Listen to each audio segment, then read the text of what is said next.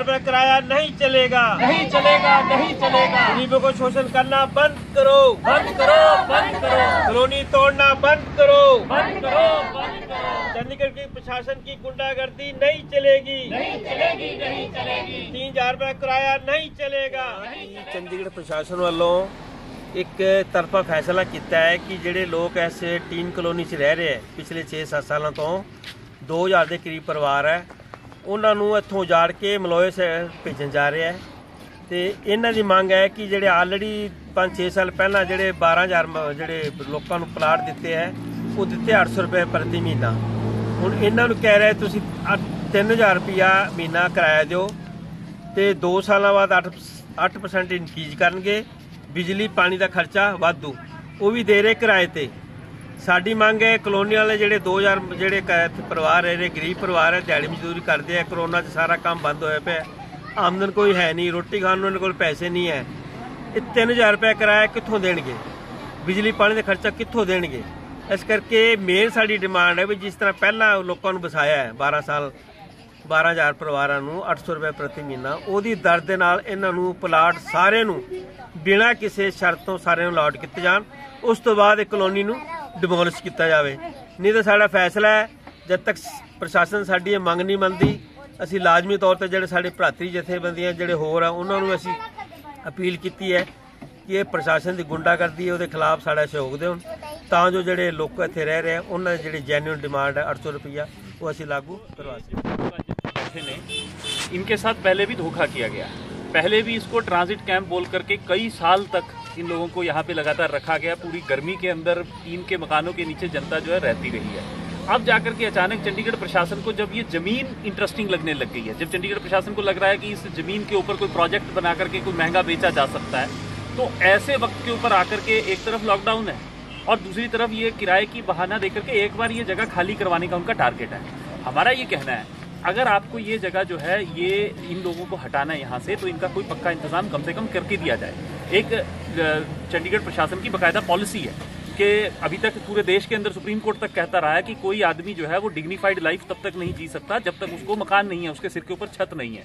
अब 3000 रुपये किराए की बात जैसे कह रहे हैं, मिनिमम वेज जो चंडीगढ़ प्रशासन ने फिक्स किया है वो 8000 से लेकर 9000 के बीच में पड़ता है। अगर हम मान लें कि सबको मिनिमम वेज मिलता होगा, जबकि मिलता नहीं है, मान लें अगर मिलता भी होगा तब भी उसमें से किराया 675 रुपए से ज्यादा नहीं लिया जा सकता। ये खुद सरकार का कानून कहता है कि आप 7.5% से ज्यादा मिनिमम वेज में से उसका किराया का कंपोनेंट नहीं ले सकती। तो जब इतना कम कंपोनेंट सरकार खुद फिक्स कर रही है तो फिर सरकार खुद ही कैसे मतलब उनसे उससे ज्यादा जो है वो मांग सकती है किराया।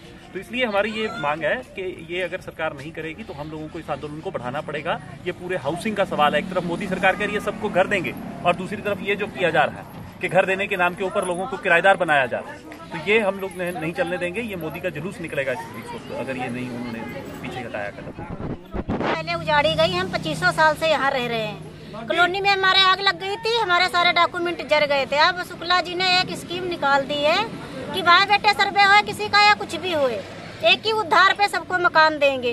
लेकिन अब मकान देंगे, किराया हम इतना कहाँ से भरेंगे, अपना पेट पालेंगे कि बच्चे पढ़ाएंगे कि शिक्षा देंगे, क्या हम करेंगे। हमारे पास इतना पैसा नहीं जो हम 3000 किराया दें और यहाँ से वहाँ किराया काम करने भी आएंगे फिर भी किराया ही लगेगा। हमें इतना नहीं, काम काज है नहीं। 7 महीने से हम घर में बैठे, 6000 रुपए पहले भरवा रहे, बाद में महीने में 3000 किस्त बांधी है। जो मकान हम कहते सबको दे सरकार, जिस उद्धार पे देते आ रहे उस उद्धार पे हमें भी दे दे, हम जाने के लिए राजी हैं। हमारी बस मांग है कि अभी कोई ऐसा नॉर्मल समय तो नहीं है। जब लॉकडाउन लगा था ये सामने के जो रास्ते हैं यहाँ पे पूरा लाइनें लगी थी 2 टाइम के मील के लिए, है ना। तो उससे हमें समझ सकते हैं कि यहाँ का स्थिति कैसा था। एफोर्ड कर पाता तो इस घर में कोई ऑलरेडी नहीं रहता, वो किराए में भी बाहर में 3000 रुपये में मिलता है ना।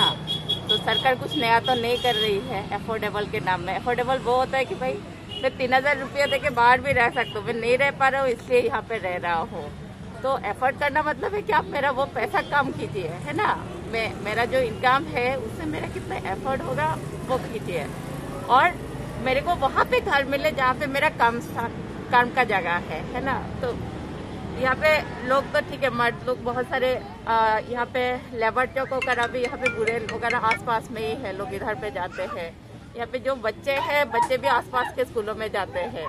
और ये मतलब अभी कौन सा महीना चल रहा है, अक्टूबर खत्म होने को है, एग्जाम भी आने वाला है, तो उधर जाएंगे। फिर महिलाएं जो है वो ज़्यादातर डोमेस्टिक वर्कर्स है, यहाँ पे डोमेस्टिक वर्किंग एंड कुक और जगह जगह में काम करती है।